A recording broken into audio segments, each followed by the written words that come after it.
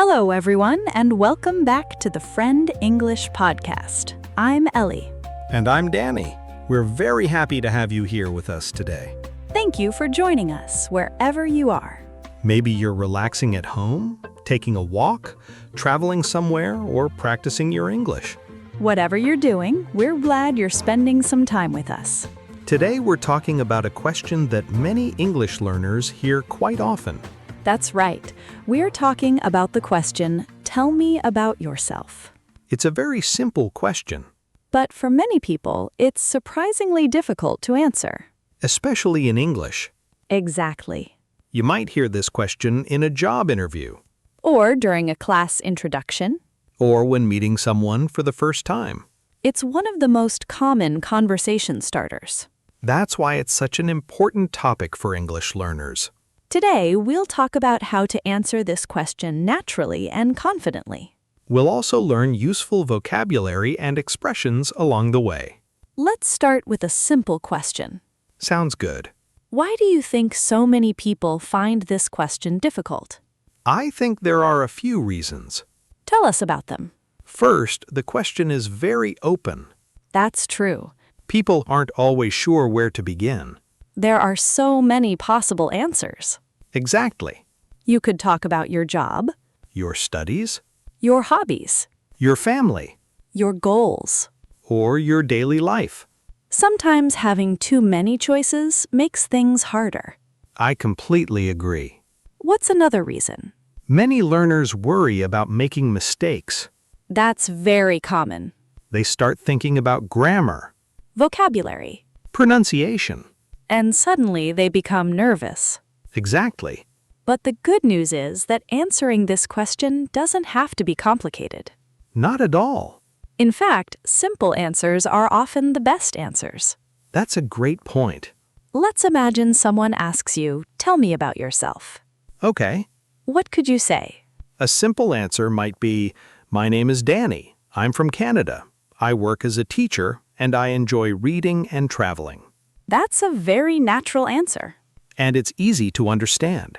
I noticed something interesting. What's that?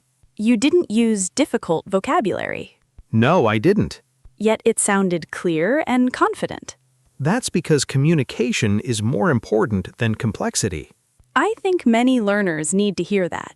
Definitely. Sometimes people think they need advanced English to sound impressive. But simple and clear English is often more effective. That's very true. Let's break the answer into smaller parts. Good idea.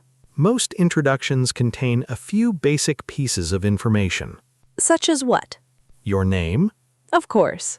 where you're from, Very common. what you do. Meaning your job or studies. Exactly. And what else? Your interests or hobbies. Those topics are easy to talk about. And they help people get to know you. Let's create another example. Sounds good. Imagine you're a student. Okay. How might you answer? I might say, my name is Danny. I'm a university student. I'm studying business, and I enjoy playing basketball and listening to music. Nice and simple. Exactly. What if someone doesn't have a job right now? That's perfectly fine. What could they say? They could talk about what they're doing at the moment. For example, I'm currently looking for a job. that's natural. Or, I'm focusing on improving my English. Another good answer. The key is being honest and comfortable. I agree. Another mistake people sometimes make is giving too much information. That's interesting. They hear the question and start telling their entire life story. I've seen that happen. They talk for 5 or 10 minutes. Without stopping. Exactly. Is that a problem? Usually, yes, Why? because most people are looking for a short introduction. Not a complete autobiography. That's right, So shorter is often better? especially at the beginning. That makes sense. You can always share more information later. As the conversation continues. Exactly. Speaking of conversations, this question isn't only used in interviews. That's true. People ask it in many situations. For example, language exchange groups, New classes, business meetings, social events. even online communities, It's often one of the first questions people ask. because it's an easy way to start a conversation. Let's imagine we're meeting for the first time. Sounds good. I'll ask the question. Go ahead. Tell me about yourself. Sure.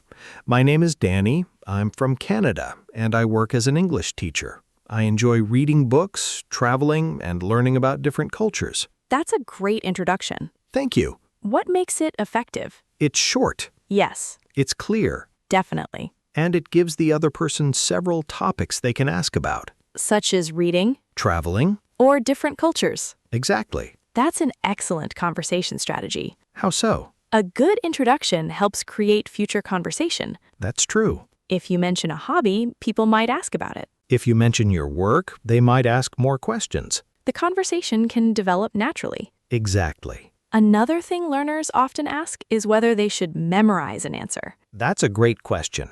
What do you think? I think having a basic introduction prepared is helpful. But not memorizing every single word? Exactly. Why not? Because real conversations are unpredictable. That's true. If you memorize too much, you might sound unnatural. Or panic if you forget one sentence.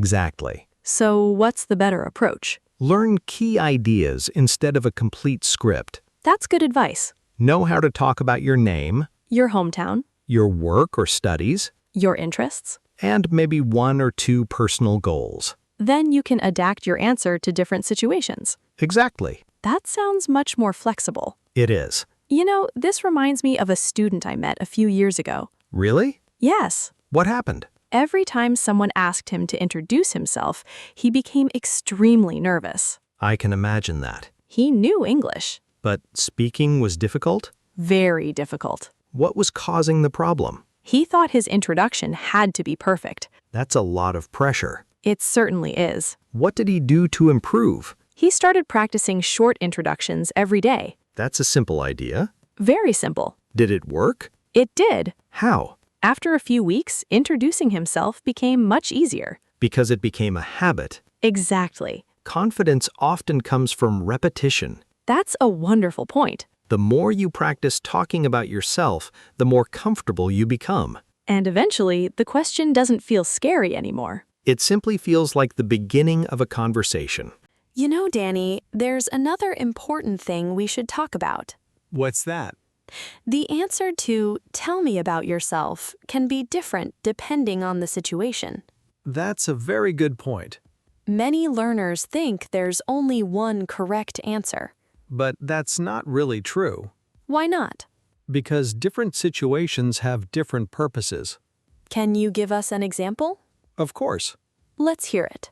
Imagine you're meeting a new friend. Okay, Your introduction will probably be casual.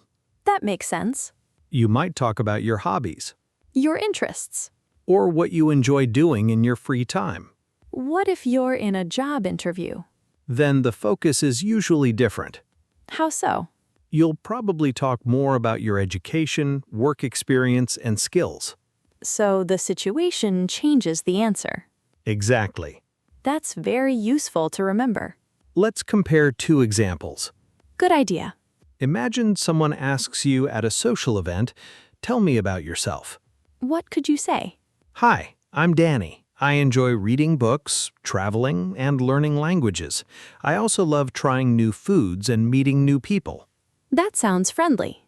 Because the goal is to start a conversation. Now let's imagine a job interview. The answer might sound different. How different?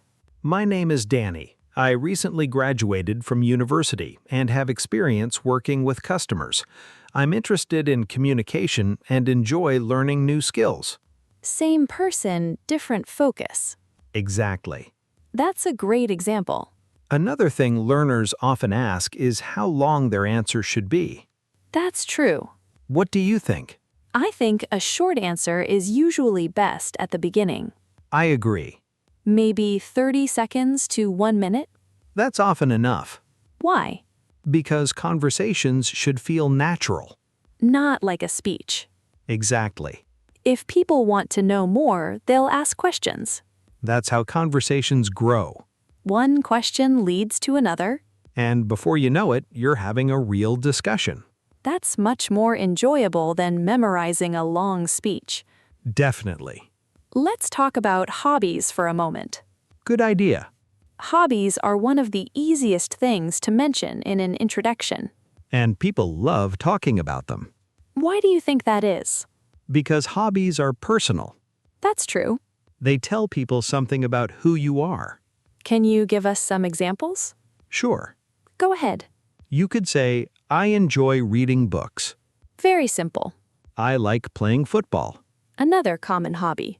I enjoy cooking. Lots of people enjoy that. I like watching movies. That's a popular one. The good thing is that hobbies often create conversation. How so? If you say you enjoy traveling, people may ask where you've traveled. That's true. If you say you enjoy music, they might ask what kind of music you like. So, hobbies help people connect. Exactly. Another topic people often mention is where they're from. That's very common. Why is it such a popular topic? Because people are naturally curious about different places. That makes sense. Someone might say, I'm from Madrid. Or, I'm from Seoul. Or, I grew up in a small town. Those details can make an introduction more interesting. Definitely. Speaking of interesting introductions, have you ever heard a memorable one? Actually, yes. Really? A few years ago, I attended a language exchange event. That sounds fun. It was. What happened? Everyone had to introduce themselves. That's pretty common. Most people talked about their jobs or studies. And one person did something different? Exactly. What did they say? They introduced themselves and then mentioned an unusual hobby. What was it? They collected postcards from around the world. That's interesting. It certainly got everyone's attention. I can see why. Suddenly, people started asking questions. About the postcards? Yes, That's a great example of how one small detail can start a conversation. exactly. Another challenge for English learners is pronunciation. That's true. Many people worry about how they sound when introducing themselves. I hear that concern all the time. What advice would you give them? Focus on being clear rather than perfect. That's excellent advice. You don't need a perfect accent. You just need people to understand you. Exactly. Communication is the goal. Not perfection. I think that's one of the most important ideas in language learning. I agree. Another useful strategy is practicing introductions out loud. That's a great habit. Why? Because speaking and thinking are connected. That's true. The more often you say something, the easier it becomes. Kind of like exercising a muscle. Exactly. At first, it feels difficult. Then it becomes more natural. Eventually, you don't have to think so much. That's when confidence starts to grow. Let's create a simple introduction together. Sounds good. Imagine you're an English learner attending a new class. Okay. How might you introduce yourself? I might say, hello everyone, my name is Danny. I'm from Canada. I'm currently studying English because I want to communicate with people from different countries. In my free time, I enjoy reading and playing sports. That's an excellent introduction. Thank you. It's simple but informative. And it gives people several topics to ask about. English, Reading. sports. Exactly. The introduction opens the door to further conversation. That's really the purpose of introducing yourself. Not to impress people. Not to use difficult vocabulary. Not to sound perfect. Simply to help people get to know you. And when you think about it that way, the question becomes much less intimidating. I completely agree. It's not a test. It's the beginning of a conversation. And that's a much more comfortable way to look at it. How does that help? When you listen to yourself, you notice things you might miss while speaking. Such as pronunciation? Pronunciation, speed, and clarity. That makes sense. You can also hear your progress over time. That's motivating. Very motivating. Another method is practicing with a friend. That's a great option. One person asks the question, And the other person answers. then you switch roles. Exactly. That sounds like a simple but effective exercise. It really is. The more often you hear the question, the more comfortable you'll become. And comfort leads to confidence. Confidence leads to better communication. Exactly.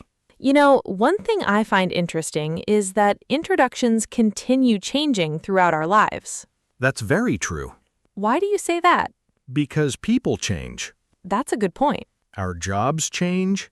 Our interests change. Our goals change. So our introductions change too. Exactly. That's actually encouraging.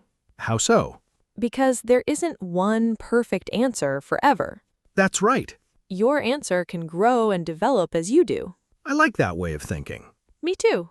Before we finish today, I'd like to ask you one final question. Go ahead. If someone feels nervous when introducing themselves in English, what advice would you give them? I would tell them to keep it simple. That's excellent advice. Don't try to impress people. Just focus on communicating. Exactly. What else? Practice regularly. Definitely. And remember that nobody expects perfection. That's an important reminder. What about you? My advice would be to think of introductions as conversations, not performances. I love that. You're not giving a speech. You're simply helping someone get to know you. Exactly. When you look at it that way, the question becomes much less stressful. I completely agree. Well, Danny, I've really enjoyed today's conversation. Me too. It's been interesting to explore such a simple but important question. And we've learned that a good introduction doesn't need to be long or complicated. It just needs to be clear, natural, and honest. That's right. We hope today's episode helps you feel more confident the next time someone asks, "Tell me about yourself." Remember, the more you practice, the easier it becomes.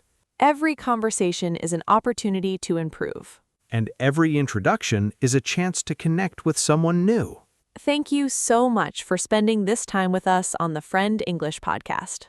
We always enjoy sharing these conversations with you. Keep practicing your English, keep building your confidence, and keep learning something new every day. And we'll see you again very soon for another friendly conversation. Bye, everyone. Goodbye, and thanks for listening.